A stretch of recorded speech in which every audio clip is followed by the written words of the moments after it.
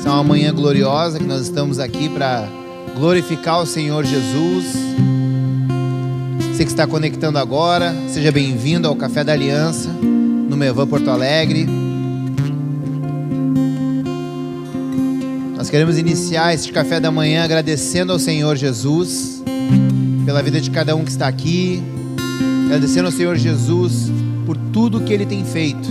Amém? Nós estamos aqui com um propósito que é unir a igreja, unir homens e mulheres de Deus que tem um único propósito: trazer vidas a Cristo. Amém? Então eu quero te convidar a orar. Você que já tomou teu café, a gente está fechando os nossos olhos em reverência ao nosso Senhor, está agradecendo a Ele por essa manhã. Aleluia. Querido Deus, nessa manhã gloriosa nós queremos te agradecer, Pai, pelo privilégio que é estar na tua casa, pelo privilégio que é te servir, Pai, pelo privilégio que é, Pai, poder estar aqui compartilhando com os meus irmãos experiências, convicções, conversas, diálogos, Pai, para que o teu nome seja exaltado todos os dias, Pai. Pai, que tu seja glorificado nessa manhã, pois tu és o nosso único propósito nessa manhã. Tudo que queremos, Pai, é te glorificar, é te bendizer, é te adorar, Pai, é te entregar o nosso louvor, a nossa adoração, Pai. Ô Senhor, prepara, Pai, a palavra que vai ser pregada nessa manhã, Pai. Abençoa quem vai trazer essa palavra, Pai. Enche da tua glória, Pai, que essa pessoa seja apenas, Pai, um instrumento teu, que não saia dela nenhuma palavra que não venha do céu nessa manhã. Então, Senhor, nós queremos te agradecer em nome de Jesus. Amém. Sim, Jesus, precisamos de Ti. Quando o Senhor subiu, disse que não nos deixaria órfãos, que deixaria um outro Consolador, o Espírito Santo. Nós precisamos de Ti, Espírito Santo de Deus. Tu que convences o mundo do pecado, da justiça e do juízo. Sim, são dias que a Tua igreja precisa ser usada pelo Espírito Santo para convencer o mundo. Em nome de Jesus. Amém. Glória a Deus. Aplauda o Rei bem forte. Glória a Deus. Aleluia. Bom dia a todos. Sejam todos bem-vindos. Pode sentar, por favor. Glória a Deus.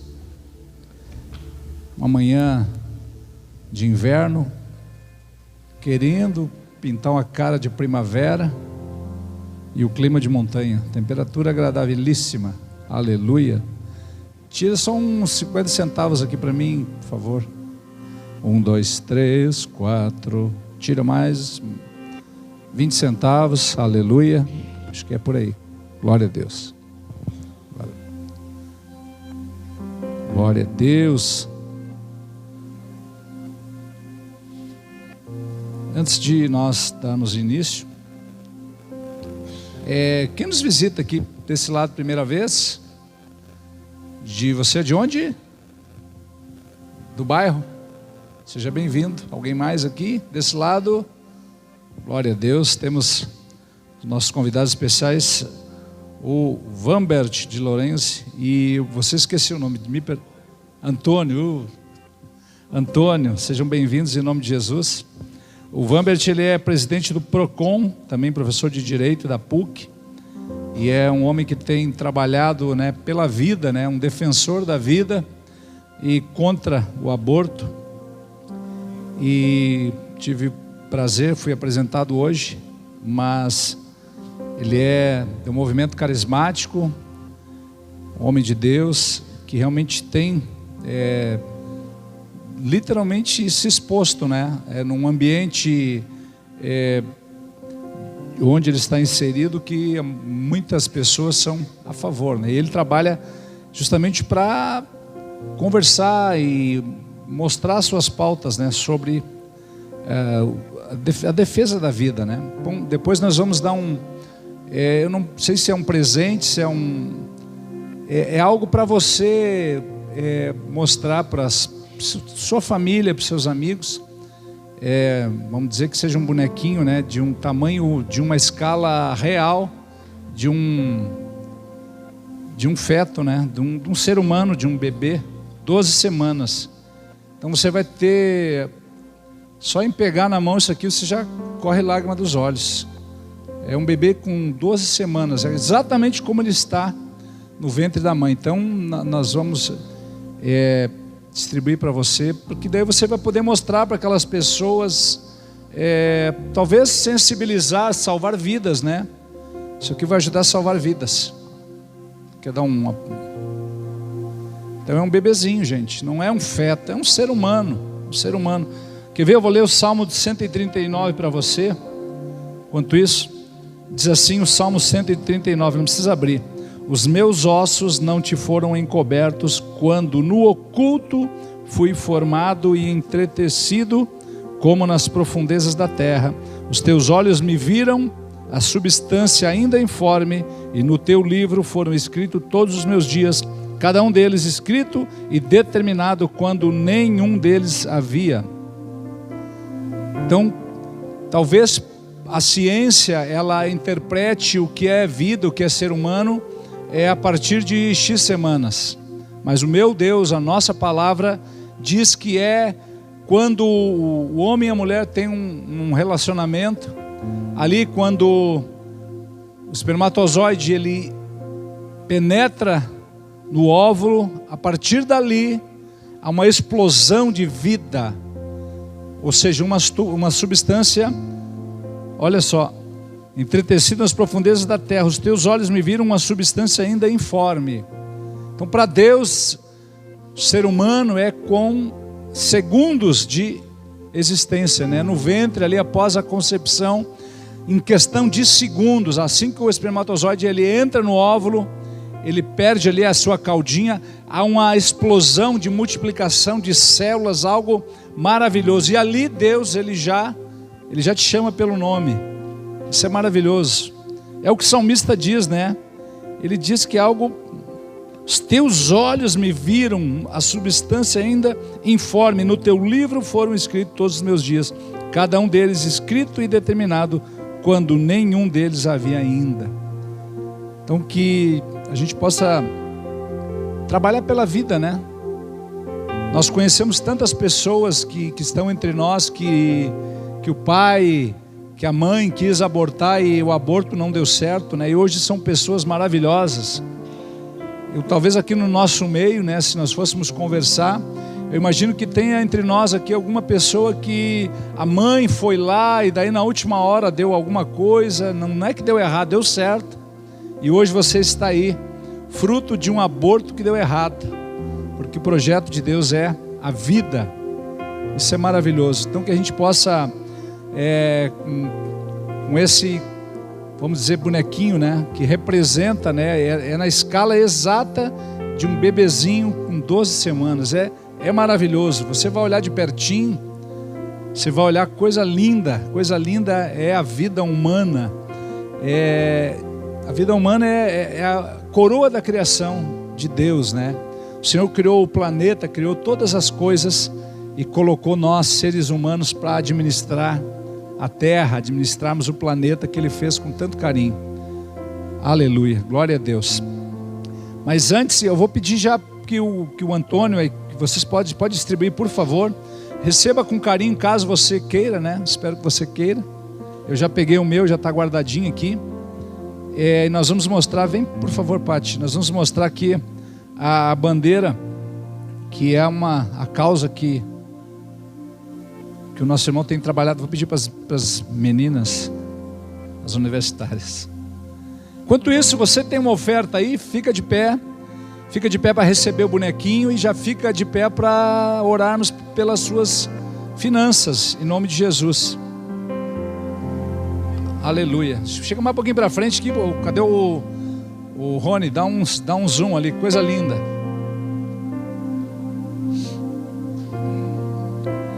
Então, gente, nós não estamos aqui para dizer em quem você vai votar, de maneira alguma. Mas eu poderia dizer em quem você não votar, né? Quem é contra a vida, você não vota, por favor. Nós defendemos a vida humana. Então, investigue os candidatos, pesquise os partidos dos candidatos, porque às vezes o candidato ele pode ser um cara bacana, mas o partido, na hora de votar, vai votar pelo aborto, vai votar pela legalização das drogas, vai votar por tantas pautas que nós da igreja somos contrários. Então você pesquise em quem você vai eleger, né? Vai representar você. Você está dando uma carta para a pessoa representar você. É um cheque em branco. Se daria um cheque em branco para qualquer um, o voto ele é um cheque em branco. Se você não pesquisar o seu candidato, você corre o risco de escolher uma pessoa que vai contra a Bíblia. E você vai estar pecando junto com ela, né? Por quê? Porque você foi omisso. Então que nós possamos entender que nós temos uma grande responsabilidade. Pai amado, nós queremos orar também pelas finanças, aqueles irmãos, Senhor, que estão passando dificuldade, passando luta financeira. Senhor, abre portas de trabalho, portas de negócio, portas de emprego, que os teus filhos possam crescer na graça, no conhecimento e avançar, Senhor, em todas as áreas da sua vida. Nós abençoamos os ofertantes, os dizimistas, aqueles que trouxeram a sua semente, e aquele que não tem, Senhor, abre uma porta, mas acima de tudo, Senhor, toca no coração, para que tenha um coração abençoador, em nome de Jesus, amém?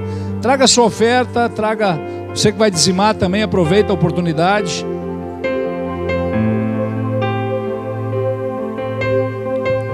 Glória a Deus. Glória a Deus.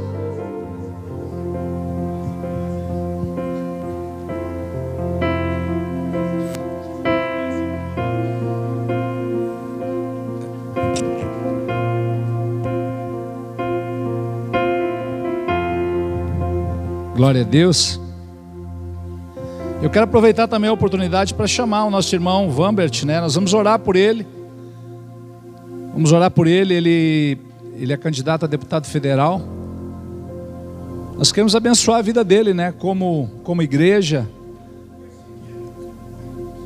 Exato, né? Um homem que literalmente tem exposto, né? Sua carreira, sua reputação, mas é pela causa do Evangelho. Quero convidar aqui os pastores para a gente... tá aí, pastora? Serve. Então tá, a pastora tem uma palavra. Pastores, venham aqui, por favor.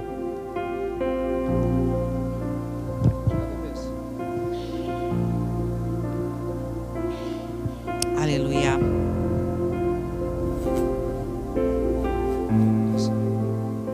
Estão recebendo. Quem ainda não recebeu o bebezinho, levanta a mão. Você pode sentar. Pode sentar, senta, irmãos. Glória a Jesus. Alguém não recebeu lá? Lá atrás. Lá atrás. Glória a Jesus.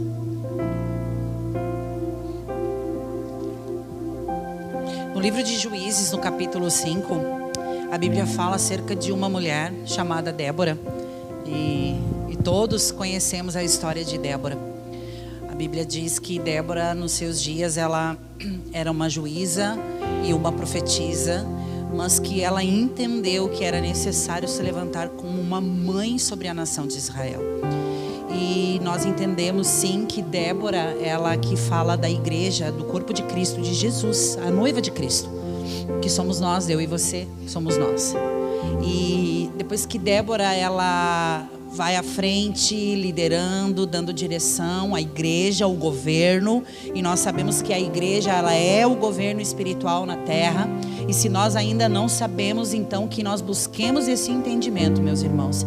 A igreja é o governo espiritual na terra. Pode se levantar o governo que vier, a igreja vai continuar sendo o governo espiritual na terra. Nós temos esse poder na terra de mantermos uma resistência contra tudo aquilo que se levanta contra o conhecimento de Deus. E no final do capítulo 5, Débora, ela entoou um cântico ao Senhor, né, de ações de graças. Ela entoou um cântico, assim como a igreja do Senhor Jesus nesses dias precisa se levantar e entoar um cântico de adoração a Deus, reconhecendo quem Ele é, que Ele está acima de tudo e acima de todos. E agora me veio essa palavra no verso 31 do capítulo 5 do livro de Juízes. Débora, ela finaliza assim: a igreja do Senhor declarando o seguinte: assim, ó Senhor, pereçam todos os teus inimigos.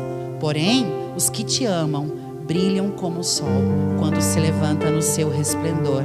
E a terra ficou em paz 40 anos. Amém? A palavra do Senhor diz que quando o justo governa, o povo se alegra. E a nossa oração, meus irmãos, para esse tempo, e vocês são nossas testemunhas aqui, nós temos orado sobre a vida de homens e mulheres de Deus, homens e mulheres, sim, que proclamam a justiça de Deus na terra, para que essas pessoas assumam esse lugar de governo nessa nação, para que a nossa nação viva em paz, para que o povo pare de gemer, porque quando o injusto governa, o povo geme, o povo sofre, e nós não queremos mais isso para a nossa nação, e nós cremos sim que serão dias decisivos para nós. Os próximos dias eles são decisivos, e não se trata de um partido político, não se trata de uma ideologia, se trata sim de homens e mulheres que temem ao Senhor. Amém? E a palavra diz que esses sim, eles vão brilhar como o sol. Eles vão brilhar como o sol. Então, como nós temos orado aqui, nós como igreja, como governo espiritual na terra, nós queremos enviar homens comprometidos com o céu, homens comprometidos com a verdade do Senhor.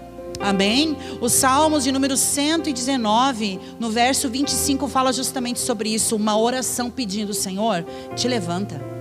Já é tempo, Senhor, que tu te levantes nesses dias, porque há muitos a tua lei tem sido quebrada, há muito a tua lei vem sido quebrada. Então nós queremos orar. Então levante as suas mãos para cá, levante as suas mãos para cá. Nós queremos orar pela vida desse homem de Deus aqui, em nome de Jesus.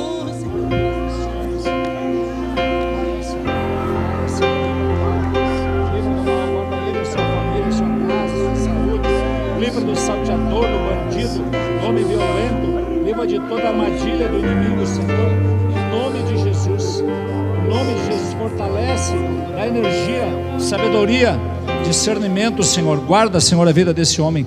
Livra de toda violência, de todo intento do inimigo, Senhor. Esconde ele, cobre ele, Senhor. Reveste com a tua armadura, sê com ele a tua poderosa mão. Nós abençoamos a vida desse homem, nós enviamos ele, Senhor, que se cumpra, Pai, a tua vontade sobre a vida desse homem, em nome para a glória de Jesus. Amém, igreja? Aplauda Jesus. Glória a Deus. Glória a Deus. Glória a Deus. Aleluia.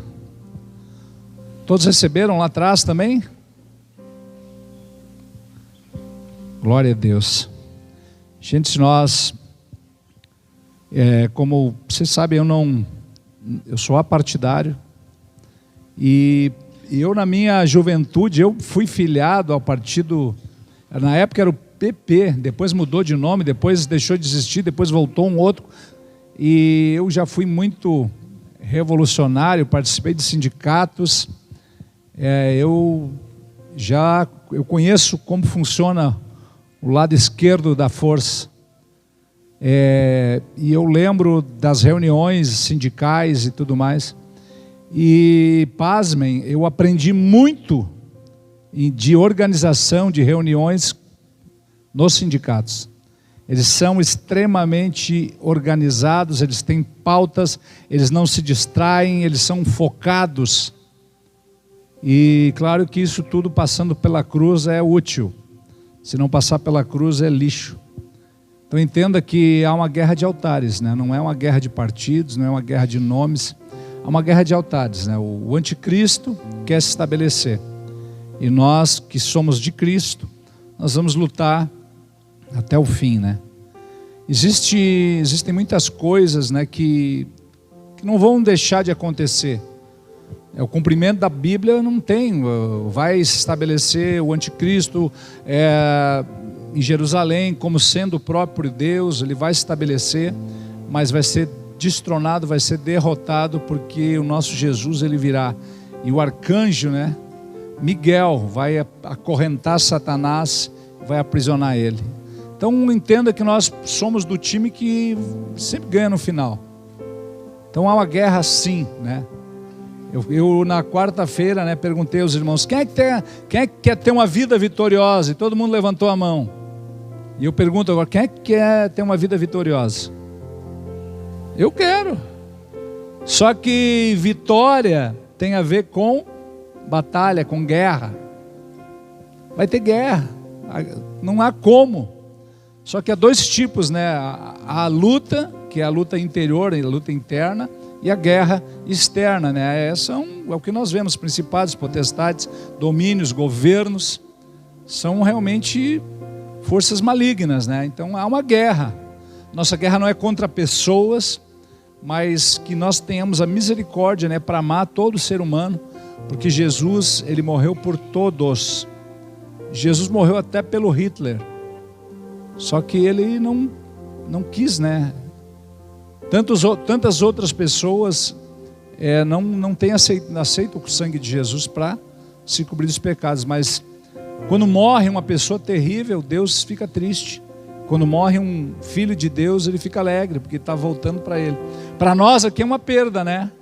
Mas para o Senhor é o filho voltando para casa. São dois pontos de vista diferentes. Então realmente são dias intensos, né? De batalhas, de guerras, mas que a igreja precisa se posicionar. A igreja, o povo de Deus, né, é a maioria. Aqueles que professam a fé em Deus, nós somos a maioria. Aqueles que são a favor da vida são a maioria. Que nós não podemos permitir que a minoria venha estabelecer suas regras, porque nós nos movemos pela palavra de Deus. Então, com relação ao aborto, né, é biologia, é ciência, né? Eu amo a ciência, mas metade dos bebês que nascem, um pouquinho mais que a metade, são do sexo feminino, meninas, mais da metade, né? Porque biologicamente é uma questão de lógica e de sobrevivência das espécies, né? Todos os, entre aspas, animais, eles produzem mais fêmeas do que machos, né? Para procriação da espécie. Então todos, ainda que nós não somos animais, né? Nós somos seres humanos, não somos animais. Então claro que o espermatozoide que vai dar origem à menina, ele vive mais. Então se a mulher não está no dia fértil hoje, o espermatozoide permanece até amanhã, e amanhã ele vai fecundar o óvulo que não estava ainda maduro bastante, mas aí vai nascer mais meninas. Então, se nasce mais meninas, considerando o número de abortos que são feitos todos os anos no mundo, né, legais ou não, para mim não existe aborto legal, né, biblicamente assassinato. Então quer dizer que morre muito mais meninas do que meninos assassinados, despedaçados nos ventres maternos. E eu pergunto, onde estão as feministas que protegem a mulher? Onde está o empoderamento da mulher? Quando meninas são estraçalhadas no ventre materno, né? Onde estão as que defendem a mulher? Não adianta defender só quando estão casadas e sofrendo violência dos maridos, que é algo terrível, é repudiante, é absurdo um homem levantar a mão contra uma mulher. Isso não tem. Agora, levantar a mão contra uma mulher adulta, pode. Levantar contra uma mulher pequenininha assim, aí pode. Adulta não pode. Uma menininha assim, pode estraçalhar, pode fazer o que... Qual é a lógica disso? Não há lógica, gente, não há lógica. Quando eu recebi isso aqui, eu já veio lágrima nos olhos. Porque quantas crianças assim são exterminadas, né, todos os dias. Mas a mulher ela é dona do seu corpo. E eu concordo plenamente, do seu corpo. Esse corpo aqui não é da mulher. É dessa mulher aqui, dessa menininha aqui, ó. O corpo é dela. Esse corpinho é dessa menina aqui. A mãe não é dona desse corpinho aqui. Pastor, mas tem que... né, vai que ela vai cuidar sozinha, vai sofrer sozinha. Mas ela não fez sozinha, né? Ela tinha alguém. Tinha alguém que fez. Mas foi uma gravidez indesejada. Olha, desde que o mundo é mundo, a gente sabe que uma relação sexual, a possibilidade de engravidar é grande. Mas foi um abuso, foi um estupro, ok. É a exceção da exceção da exceção. Se for colocar isso em números absolutos, não dá nem 0,1. Então, que a gente possa valorizar o que Deus se entregou, né? O Senhor Jesus, Ele morreu na cruz, por esses bebezinhos de 12 semanas, não, nem 12, né? De uma substância sem forma, nós lemos ali no Salmo. Jesus morreu por aquela substância que não tinha nem forma ainda. Então nós, como filhos de Deus, nós precisamos valorizar aquilo que realmente Jesus mais ama, é a vida humana. Nós somos a coroa da criação. É por isso que nós somos tão especiais, tão inteligentes, né? O corpo humano é um negócio maravilhoso, coisa linda, né? Um corpo humano é uma perfeição, é funcionamento. Ele só não é mais perfeito por causa do nosso pecado, né? Mas eu imagino Adão e Eva, imagina assim a perfeição que eles tinham, né? Fisicamente, intelectualmente, espiritualmente, a inteligência que eles tinham. A gente usa aí 6%, um cara inteligente, né? 6%. Eu imagino que Adão usava 100% da capacidade. Fora outras coisas que ele deveria ter, talvez ele mergulhasse nas profundezas do mar. Ele foi lá nas profundezas, colocou nome nos animais, nos corais, tantos seres, ele colocou nome em tudo. Imagina ele lá nas montanhas altas, lá colocando nome nas águias, nos condores, em tantos outros pássaros que voam muito alto. Há quem diga que ele até voava. Por quê? Porque Deus fez ele segundo a sua imagem e semelhança. Eu, na minha imaginação santificada, como diz Djalma Toledo, eu imagino que Adão era semelhante ao Cristo ressurreto. Cristo ressurreto era assim, as pessoas estavam dentro de uma casa trancada ali, loucas de medo, e Jesus atravessava a parede e entrava e disse: "Ei, gente, você não tem nada para a gente comer?" E eu estava pensando, né, também, a gente recebeu a tradução das falas de Jesus num português mais clássico, mais antigo, né? Mas eu imagino que, como Jesus falava uma linguagem coloquial para as pessoas, falava aramaico, que era uma linguagem mais popular, eu imagino que chegava Jesus e aí, galera, o que vocês têm para a gente aí? O que tem de rango aí, gente? Tem nada aí não? Ele entra, come, conversa, mostra as chagas nas mãos, do lado. Vocês estão acreditando agora? Cabeção. E aí daqui a pouco ele sai, atravessa a parede de novo. Em parte está aqui, está lá. E eu imagino que Adão e Eva, eles tinham essa semelhança. Porque se você ler Gênesis capítulo 1, verso 26, diz que o homem foi feito segundo a imagem e semelhança. É que a nossa imaginação, ela é muito presa, né? Nós recebemos uma tradição bíblica que talvez não bate. A gente conhece Jesus como sisudo, até mal-humorado. Eu imagino os discípulos, os apóstolos brincando. O Pedro, que era mais esquentadão, eu imagino que estava ali pescando, fazendo aquele silêncio ali para pescar algum peixe. Vinha alguém, jogava um pedrão na água, assim, tcharam, jogava ele na água, saiu, roubava a túnica, saiu correndo. Eu imagino que eles deveriam ter uma vida bem, sabe, nos momentos de descanso. Claro que era muita luta, muita batalha, mas Deus não é um Deus sisudo, não. É a gente que acha que é. Porque você não consegue imaginar um Deus de amor sendo sisudo. É claro que Deus também é fogo consumidor, mas isso, né, vai ter a hora do juízo, né? Por enquanto nós estamos na hora da graça. Graça é um favor imerecido, né? Nós merecíamos ser todos fuzilados, mas Deus é tão bom que Ele nos perdoou. Glória a Deus. Vocês estão todo mundo bem, gente? Estão muito sérios. Como diz os gaúchos, estão mais sérios que um capincho. Dá um sorriso aí para a pessoa do teu lado aí. Diz assim para ela: que bom que você veio.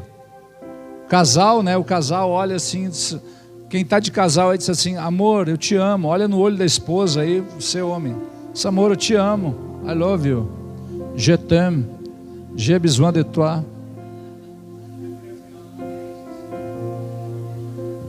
Je voudrais accoucher avec toi ce soir.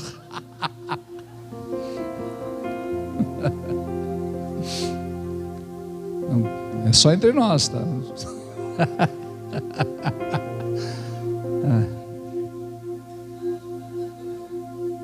quando eu comecei a aprender francês, e aí chegava em algum lugar, eu falava alguma coisa, eles falavam rápido. E aí uma das coisas que eu aprendi primeiro é je ne comprends pas. Tipo assim, eu não estou entendendo nada. Foi o que ele falou, ele disse assim, je comprends. Assim, eu entendo. Je n'ai pas l'argent, eu não tenho dinheiro. É outra coisa que eu aprendi rápido também. Je n'ai pas l'argent. Eu não tenho dinheiro. Mas, gente, é bom rir, né? É bom brincar. E claro que a gente precisa ser mais leve. Esta semana tive a alegria de estar com o profeta Bertelli, né? Ele é um homem de Deus, ele é profeta mesmo, assim, de ofício.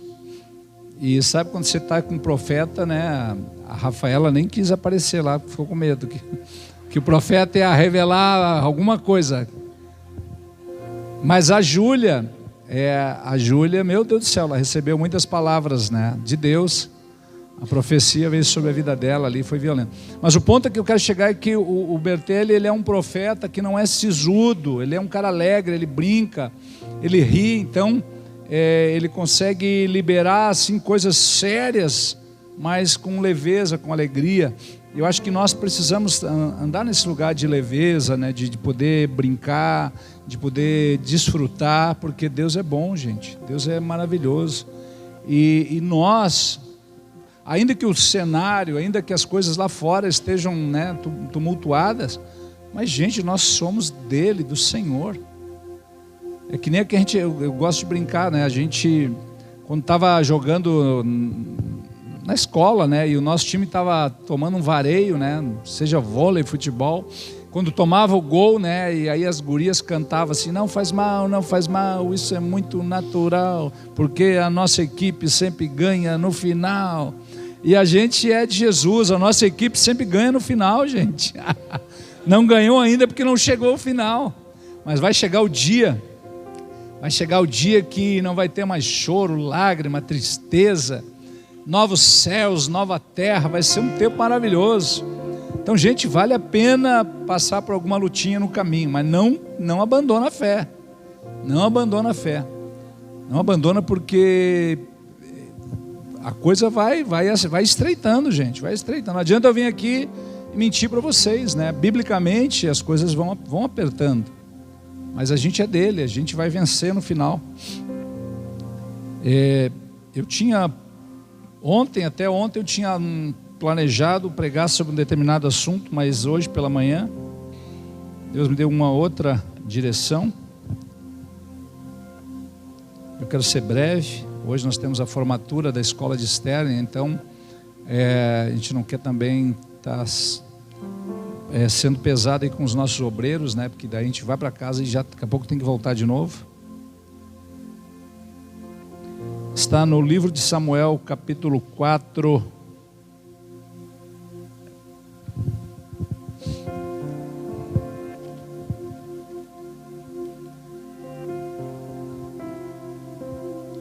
Quando a gente não fala o livro é porque é o primeiro, quando fala é o segundo.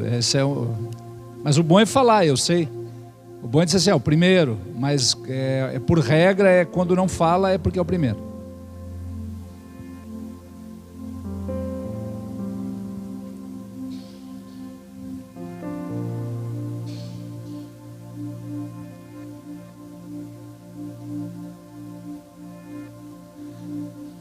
Isso aqui é um alerta para a igreja, um alerta para nós, para mim, para você. Capítulo 4, verso 1 diz assim: veio a palavra de Samuel a todo Israel. Israel saiu a peleja contra os filisteus e se acampou junto a Ebenezer, e os filisteus se acamparam junto a Áfica.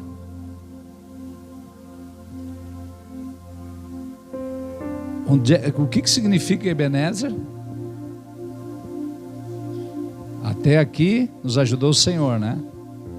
Ebenezer, né? A gente costuma dizer assim, Ebenezer. Quando a gente vence uma etapa, consegue aquele emprego, a gente diz assim, Ebenezer, até aqui me ajudou o Senhor. E ele estava acampado em Ebenezer, até aqui nos ajudou o Senhor.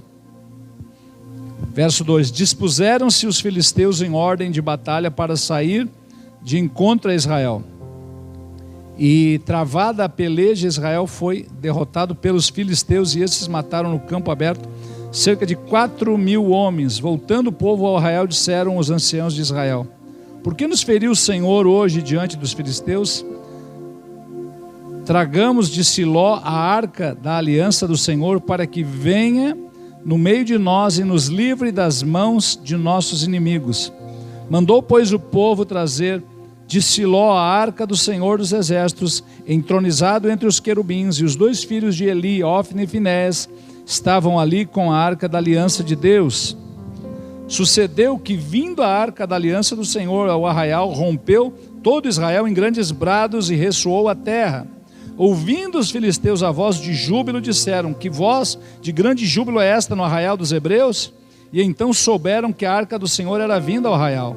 E então se atemorizaram os filisteus e disseram: os deuses vieram ao arraial. E diziam mais: ai de nós, que tal mais suceda antes, que jamais sucedeu antes. Ai de nós, quem nos livrará das mãos desses grandiosos deuses? São os deuses que feriram os egípcios com toda sorte de pragas no deserto. Sede fortes, ó filisteus, portai-vos varonilmente, para que não venhais a ser escravos dos hebreus, como eles serviram a vós outros. Portai-vos varonilmente e pelejai. Segura aí. Israel estava num lugar de confiança, Ebenezer. Estamos em Ebenezer, aqui ninguém vai nos derrotar. E eles perderam a primeira batalha. E aí eles trazem a arca da aliança. E agora festa, júbilo. Eles já estavam assim: já ganhou, já ganhou, já ganhou. Era júbilo, é festa. E os filisteus estavam apavorados. E agora estamos derrotados. Se você olhar o cenário hoje, a igreja, o povo de bem, nós já ganhamos, é nossa, a eleição é nossa, o bem vai ganhar.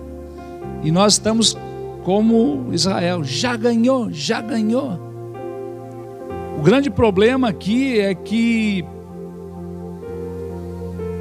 não é de hoje, mas quem sempre governou, quem sempre exerceu a influência foi os sacerdotes, os homens de Deus, ou que deveriam ser homens de Deus. E aí eles se apegam: não, nós vamos levar a arca da aliança e é vitória certa. E os filisteus ficaram atemorizados, estavam assim: ó, gente, vamos lutar, vamos morrer. Sabe aqueles filmes assim quando o comandante chama, ou o barco está afundando, o comandante chama assim: ó, senhores, foi um prazer servir ao lado de vocês. E o barco está afundando, está queimando, aí o comandante, o capitão chega assim: ó, foi um prazer servir com vocês. O comandante dos filisteus chamou eles assim: gente, foi um prazer servir com vocês e será um prazer morrer com vocês. E eles vêm comemorando, o povo de Deus vem comemorando. O ponto é que havia 2 pessoas ali que eram sacerdotes, que deveriam estar em santidade, que deveriam estar cumprindo o propósito, que era Ofni e Finéias. Esses 2 homens vieram confiantes, porque eles estavam em Ebenezer. Até aqui nos ajudou o Senhor. Sim, até aqui nos ajudou, mas dali para frente já não ia ajudar mais. Por quê? Porque eram homens pecadores, homens terríveis. Não que ninguém não peque, só que esses 2 filhos do sacerdote Eli, eles praticavam imoralidade no templo. Eles praticavam toda sorte de imoralidade. Eles se corrompiam, eles pegavam as coisas que era para Deus, pegavam as melhores ofertas, pegavam para eles, pegavam tudo para eles. Eles tinham um péssimo testemunho e eles se confiaram: nós vamos levar a arca e vamos vencer.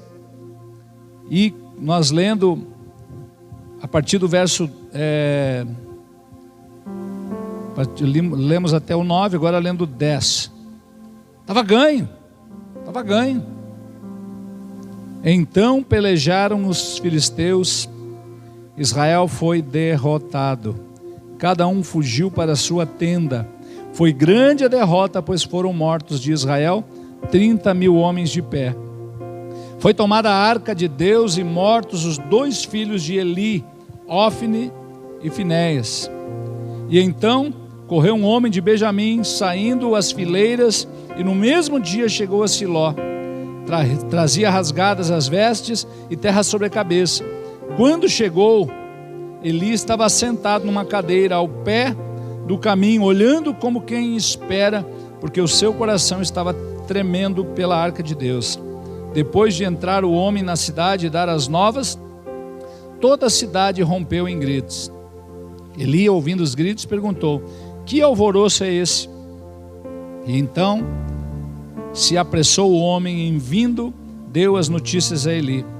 Era Eli da idade de 98 anos, seus olhos tinham cegado e já não podia ver. Disse o homem a Eli: eu sou o que saí das fileiras e delas fugi, hoje mesmo. Perguntou-lhes Eli: o que sucedeu, meu filho? Então respondeu o que trazia as novas e disse: Israel fugiu de diante dos filisteus, houve grande morticínio entre o povo, também os teus 2 filhos, Ofni e Finéias, foram mortos, e a arca de Deus foi tomada. Ao fazer ele menção da arca de Deus, caiu Eli da cadeira para trás, junto ao portão, quebrou-se-lhe o pescoço e morreu, porque era homem velho e pesado, e havia ele julgado Israel 40 anos. Estando sua nora, a mulher de Finéias, grávidas e próxima ao parto, ouvindo estas novas de que a arca de Deus fora tomada e de que seu sogro e seu marido morreram, encurvou-se e deu à luz, porquanto as dores lhe sobrevieram. Ao expirar, disseram as mulheres que assistiam: não temas, pois tivesse um filho. Ela, porém, não respondeu nem fez caso disso, mas chamou o menino de Icabô, dizendo: foi-se a glória de Israel. Isto ela disse porque a arca de Deus fora tomada por causa de seu sogro e de seu marido. Falou mais: foi-se a glória de Israel, pois foi tomada a arca de Deus. Pai amado, nós em nome de Jesus te glorificamos, te bendizemos, te exaltamos, Senhor. Pedimos, Senhor, a tua misericórdia sobre nós, sobre a igreja de Jesus, sobre a terra. Pai amado, abre os nossos olhos, nossos ouvidos, Senhor, nosso entendimento. Caia por terra todo bloqueio, toda fortaleza, tudo que não vem de ti, Senhor. E que nós possamos sim dar uma resposta, Pai, a esta sociedade. Que nós, a igreja, possamos dar a resposta ao mundo, em nome de Jesus. Amém. Como a Patrícia leu, logo no início, a igreja, ela tem autoridade de exercer o governo. A igreja, ela está autorizada a governar.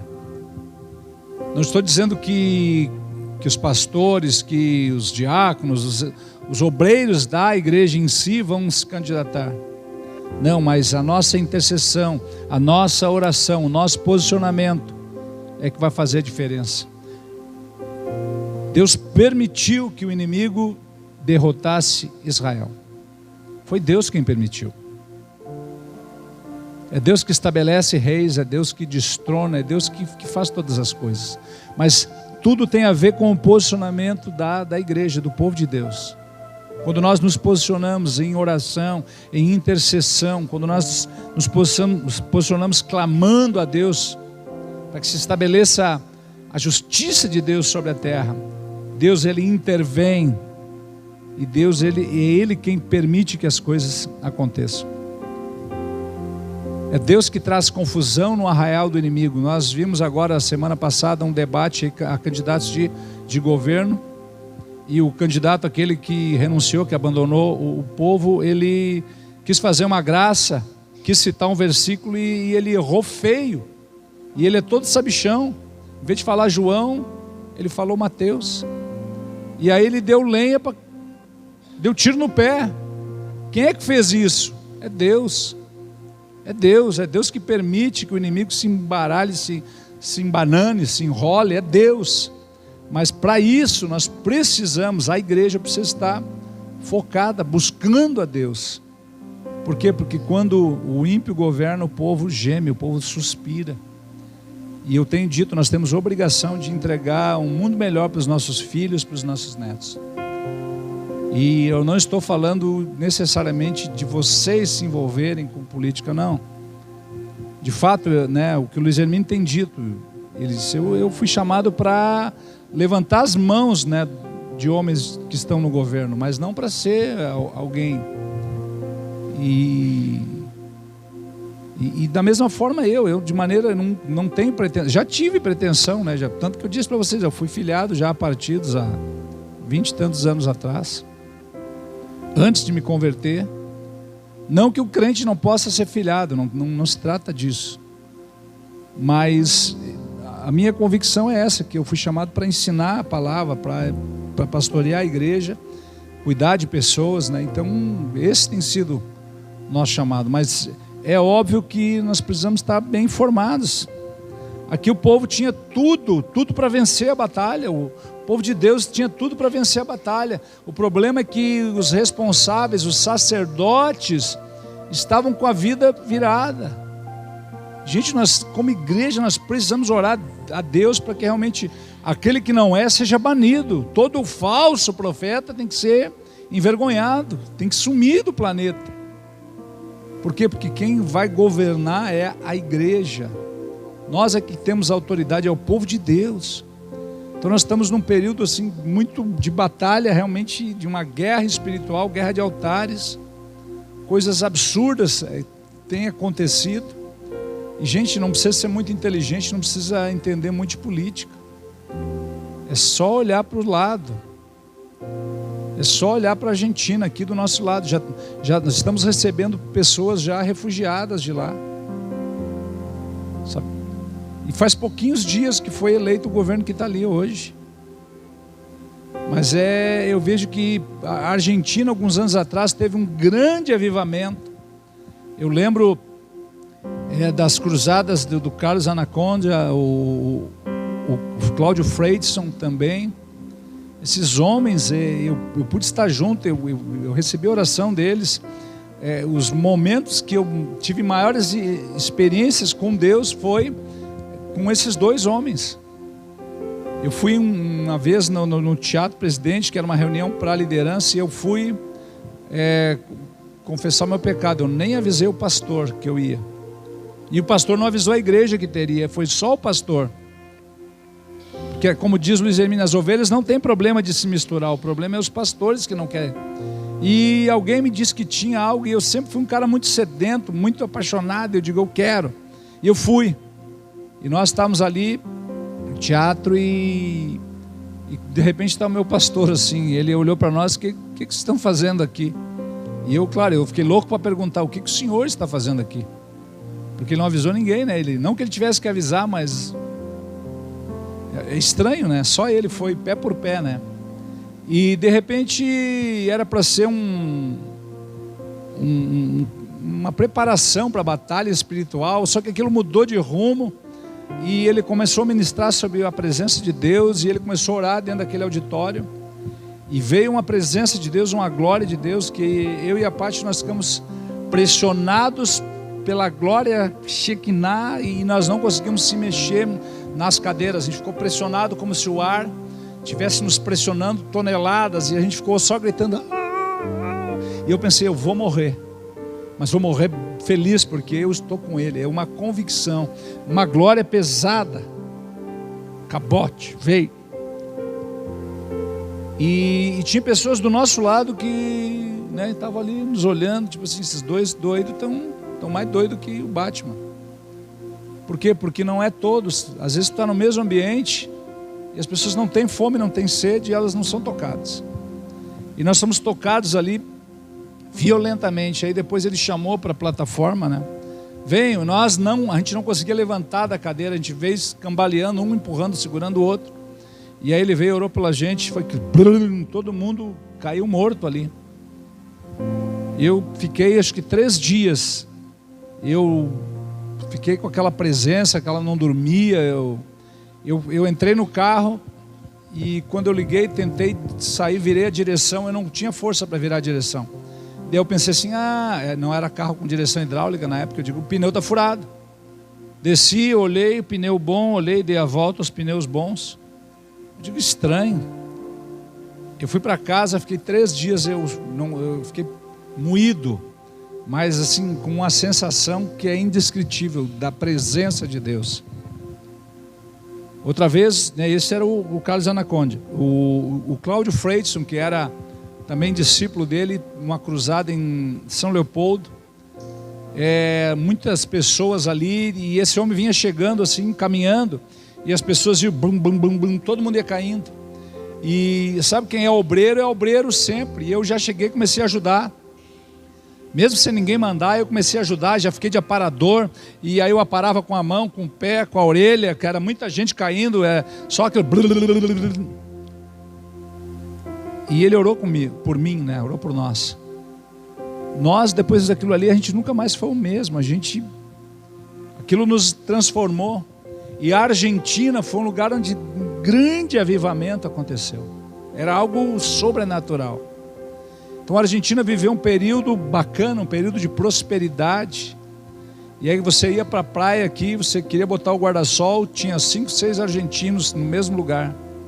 Você ia estacionar e tinha 1, 2, 3, 4, 10 carros argentinos e um brasileiro. Por quê? Porque o Brasil estava em crise. E a Argentina estava num período de prosperidade maravilhoso. Eles não saíam daqui. Quantas vezes nós na praia, às vezes era mês de março, e os comerciantes diziam assim, ó, se não fosse os argentinos, a gente teria fechado. Eles que nos mantêm aqui, os hotéis, bares lotados de argentinos. Prosperidade. Por quê? Porque a igreja estava maravilhosamente bem, a igreja estava avançando. Então a igreja se posicionou, os céus se abriram, Deus estabeleceu homens ali, de um período de prosperidade. E agora nós vemos um período de decadência. Quem pôde ir no verão à praia percebeu que não havia argentinos. O argentino hoje é a exceção. Não tem mais argentinos. Por quê? Porque a iniquidade se estabeleceu, aquela lei que foi aprovada, a lei do aborto. E uma das maiores defensoras, né, do aborto na Argentina, ela morreu, né, alguns meses atrás. Do que ela morreu mesmo, pastor? Foi um aborto. Morreu de aborto. É Deus mostrando. Só que agora a paga veio. A paga veio, eles estão vivendo um período de fome, de miséria. Fome e miséria. A culpa de quem é? Dos governantes? Não. É a igreja que não se posicionou. A igreja ficou como Israel aqui em Ebenezer. Não, já ganhou. Não. Nós estamos numa luta acirrada. E nós precisamos orar, gente, nós precisamos orar pelo menos uma vez por dia. Nós temos que orar, Senhor, abençoa a nossa nação, Senhor, abençoa o nosso país, livra, Senhor, do mal, livra-nos do mal, Senhor. Estabelece homens e mulheres lá conforme teu coração. Não se trata de religião, de partido, mas se trata dos nossos filhos, dos nossos netos. Quem tem mais de 50, 40, eu já estou quase com 60. Para mim, é só tocar bola agora, o jogo está ganho. Mas eu tenho uma netinha que corre por aí, como é que vai ser nos dias dela? Nós temos uma amiga que trabalha, né, com psicóloga, e ela disse, olha, na aula da minha filha, tem 12 meninas que se declararam homossexuais e mais X meninos. Assim. Numa sala com 20 pessoas, metade se declarando. Só que é uma escola de princípios cristãos. Então imagine o que nós, a igreja, vai colher daqui a 20 anos. A guerra que nós vamos ter para cuidar dessas pessoas. Pessoas vão chegar até nós com as suas vidas arruinadas, destruídas. Há uma pesquisa da Heritage nos Estados Unidos que tem estudado o número de suicídios principalmente de adolescentes, de jovens que têm feito a cirurgia de troca de sexo. Por quê? Porque é pregado a essas pessoas, não, você vai, faz a cirurgia, no outro dia você é o que você quer. Você quer ser mulher, você vai ser mulher no outro dia. Só que essas pessoas confiam, elas acreditam. Pessoas que realmente querem, elas estão se sentindo assim. Elas de alguma forma, elas estão convictas daquilo ali. De maneira alguma nós vamos julgar, não, elas estão convictas, não, eu vou fazer cirurgia e vou ficar mulher, e eu tenho certeza disso, elas estão convictas. Ou vice-versa, não, eu vou fazer cirurgia, eu vou ficar homem. Elas estão convictas e elas fazem, elas apostam tudo naquilo ali, e passado algum tempo elas entram em depressão, e muitas têm tirado a própria vida. Por quê? Porque aquilo ali não vai resolver a vida delas. Não vai resolver a vida delas. Elas estão sendo enganadas por um sistema maligno, satânico. E nós precisamos amar essas pessoas, ter misericórdia por elas. Precisamos amar essas pessoas. Estão sendo enganadas, estão morrendo. Imagina daqui a 20 anos o que vai ser. Nós vamos receber pessoas dilaceradas, e nós vamos ter que cuidar delas. Só que se nós não nos posicionarmos hoje, não vai ter igreja para cuidar. É óbvio que a igreja ela vai ser nada, né? A gente canta aqui que se o Coliseu não pôde com a igreja, os leões não puderam com a igreja, ninguém poderá derrotar a igreja de Jesus. Só que nós não teremos talvez a liberdade que nós temos hoje. O templo está aberto, você está com a sua Bíblia aí na mão. Talvez nós vamos ter que esconder nossas Bíblias, enterrar nossas Bíblias. Talvez nós vamos ter que nos esconder para cultuar a Deus. E eu sei que se isso acontecer, nós vamos ter cultos fervorosos, mais do que hoje nós temos. Porque parece que o que é proibido é melhor. Então é óbvio que nada nem ninguém pode com a igreja de Jesus.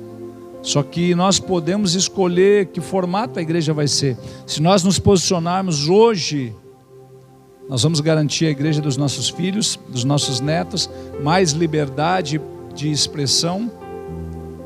Porque um país laico, ele é um país que você pode falar de qualquer religião. Eu admiro muito Israel. Israel, eles têm leis lá que contra tudo e contra todos. Se tem um cemitério, mesmo numa região que eles consideram sagrada, como tem um cemitério na Porta Formosa, é onde Jesus vai voltar. Tem um cemitério árabe ali. Eles poderiam dizer assim, não, nós vamos tirar tudo aqui, é nós que mandamos aqui, é nosso território. Mas eles têm uma ética que eles consideram aquele lugar sagrado, ainda que é sagrado para os muçulmanos, para os árabes, eles não se acham no direito de remover aquilo. Por quê? Porque eles têm leis que protegem o culto lá em Israel. Então, se há uma casa de umbanda, se há uma casa de budismo, se há um templo não sei o que, se há a igreja católica, se há a igreja isso ou qualquer outra, eles não interferem. Por quê? Porque Israel entende que quem vai fazer a diferença é Deus. Então eles não interferem, eles dão liberdade para qualquer um cultuar a sua religião. Então nós, como povo de Deus, nós não precisamos que proíbam nenhum outro tipo de religião. Não precisamos que proíbam religião alguma. O que nós precisamos é nos posicionar. Se nós estivermos posicionados em Cristo, certamente aquele que está no engano, aquele que está na mentira, vai entregar sua vida para Jesus. Vai fazer o caminho. Por quê? Porque nós somos a resposta. Não é Brasília, é a igreja. E se nós nos posicionarmos aqui, nós vamos vencer a batalha. Essa derrota, ela foi caríssima para Israel. Eles perderam o que eles tinham de mais sagrado, a Arca da Aliança. A presença manifesta. Não era uma simbologia. Ali estava a arca, ali estava a presença. E se você continuar lendo, os filisteus levam a arca para a casa de Dagon, colocam no templo de Dagon, aquela estátua grande, né? E quando eles chegam de manhã, eles abrem o templo, Dagon está caidão ali. A estátua caiu. O deus Dagon não suportou. E eles levantaram, no outro dia estava lá o Dagon com as mãos quebradas, cabeça caída, quebrou tudo. E aí até os filisteus disseram assim, não, nós não podemos ficar com esse negócio aqui não. E a Bíblia diz que eles fizeram um carro, pegaram 2 vacas, olha que loucura, eles pegam 2 vacas com cria, leia em casa, 2 vacas que estavam recém-paridas, com seus terneiros ao pé. Gente, vaca, pensa num bicho bravo com um terneiro. E os filisteus pensaram assim, nós vamos fazer assim, nós vamos botar essas 2 vacas no carro, vamos botar a Arca da Aliança dentro, encheram de presentes ali, eles fizeram modelo de todas as pragas. Eles tiveram pragas terríveis, úlceras, eles tiveram hemorroidas, os ratos invadiram.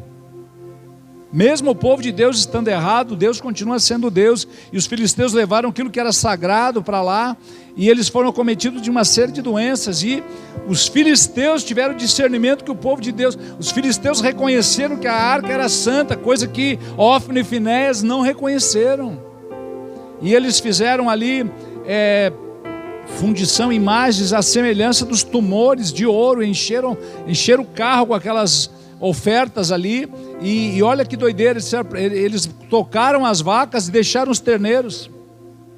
É óbvio que uma vaca com terneiro amarrado, ela não vai embora, a vaca vai ficar com o terneiro.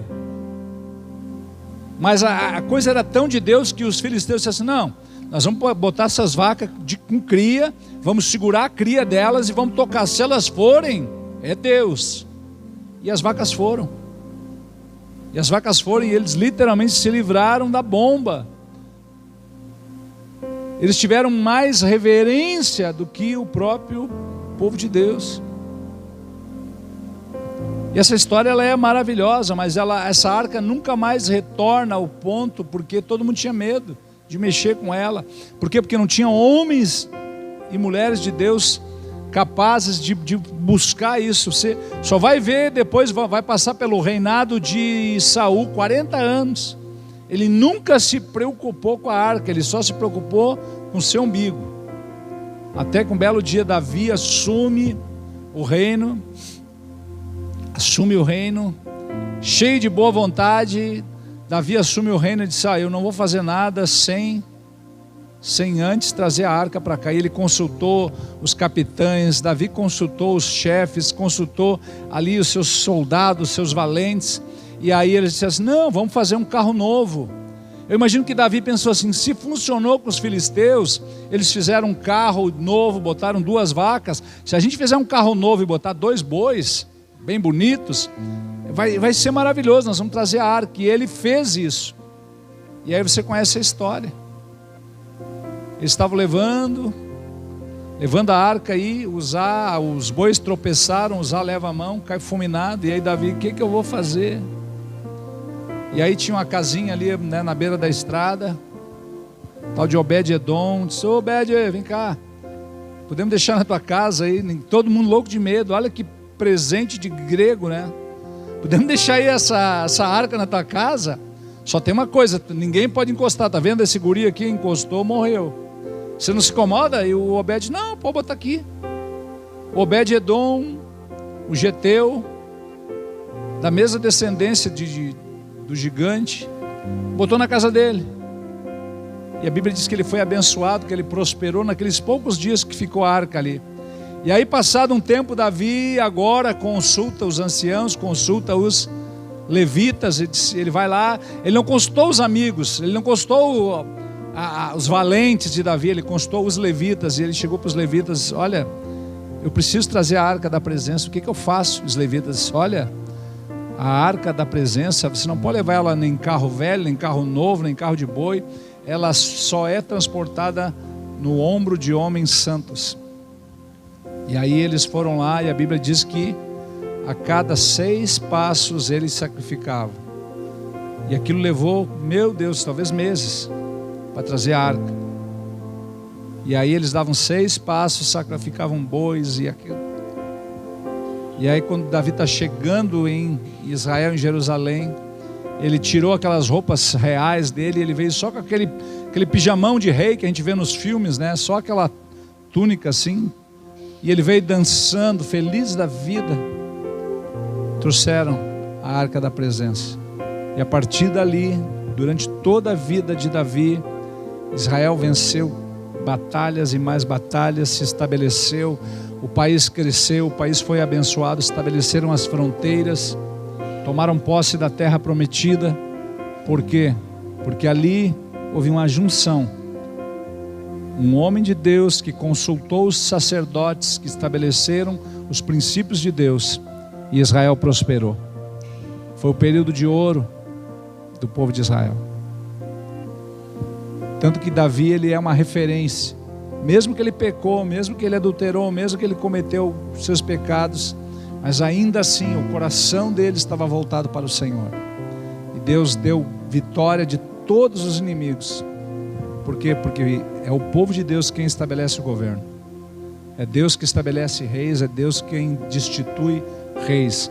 Mas é a igreja que intercede, é a igreja que se posiciona. Então que nós nesse tempo possamos nos posicionar, que nós nesse tempo possamos realmente estabelecer a vontade de Deus sobre a terra, que nós possamos sim nos posicionar, não vamos negar a nossa fé. Quando perguntar para você, você é contra o aborto? Sou, eu sou a favor da vida. Você é contra isso? Sou.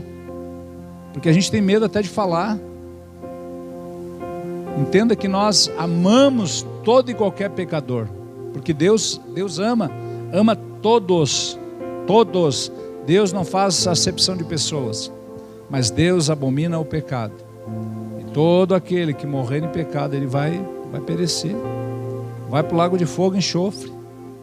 Somos nós, a igreja, que vamos fazer a diferença. É nós que vamos nos posicionar.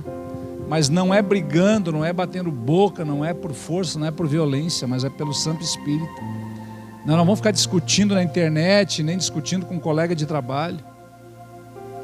Mas que a gente seja um referencial, que a gente seja uma pessoa que vai fazer a diferença. Quando alguém vier pedir a nossa opinião, nós vamos dar.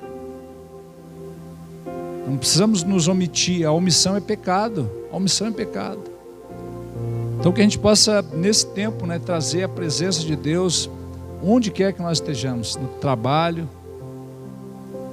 na escola, mas acima de tudo a igreja de Jesus precisa ser uma igreja que busca a sua face, que a gente tenha sede, fome, que a gente volte para esse lugar de busca. Tenho clamado a Deus: Senhor, eu quero voltar ao primeiro amor, para aquela paixão, aquele desespero. A gente vai se acostumando, a gente vai se acostumando e isso não é bom. Cada culto tem que ser uma novidade, cada reunião, cada dia tem que ser uma novidade. Então a gente precisa voltar para esse lugar, ao lugar do primeiro e verdadeiro amor, do único amor. Tinha uma canção antiga, Eu quero voltar ao primeiro amor, ao primeiro amor. Aleluia. Enquanto o pessoal está preparando ali, nós vamos só avisar, que, gente, quem não se inscreveu para o sacerdócio real, hoje nós vamos ter inscrições ali no fundo. Então, antes de você ir embora, você que não se inscreveu ainda, são as últimas oportunidades que você tem para se inscrever, Não perca, em nome de Jesus. Aleluia. Glória a Deus. Agora eu tirei, botei não é rascada, meu Deus.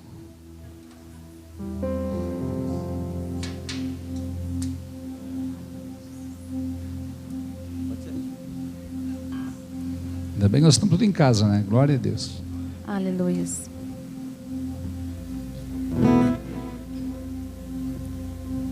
Sim, Jesus, te amamos, te exaltamos, Senhor. Sim, nós oramos, Pai, por entendimento, discernimento, compreensão, Senhor. Que nós, Senhor, a igreja, possa compreender e entender, Senhor, qual seja a tua vontade, que é agradável, que é boa e que é perfeita.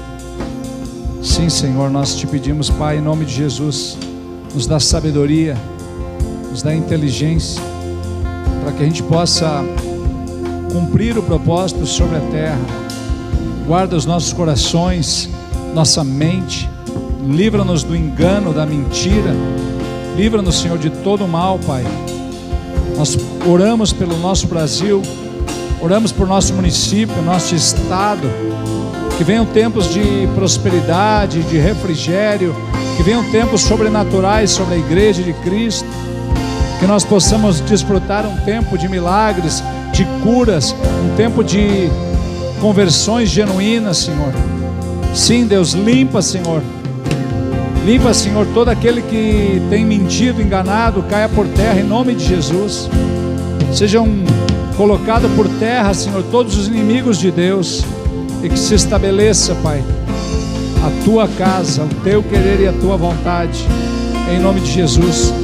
Pai amado, nós oramos agora, se há alguém enfermo entre nós, nós oramos, Senhor, cura, declaramos cura, cura em nome de Jesus, cura em nome de Jesus, Senhor, aquele que está enfermo, aquele que está passando por alguma luta, Senhor, que venha a tua bênção, a tua vitória sobre cada um, em nome de Jesus.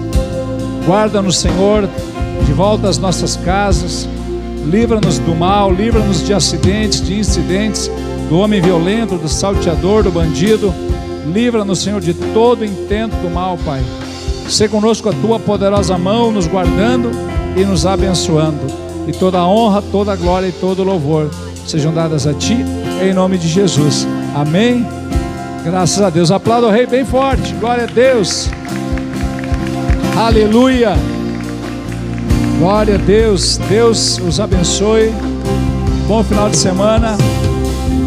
Amanhã, culto às 19 horas. Não perca. Hoje à noite, formatura da Escola de Esther. Somente para os convidados. E que Deus abençoe. Tem jovem hoje não, né? Glória a Deus. E a quem não se inscreveu, sacerdócio real lá no fundo, em nome de Jesus. Aleluia.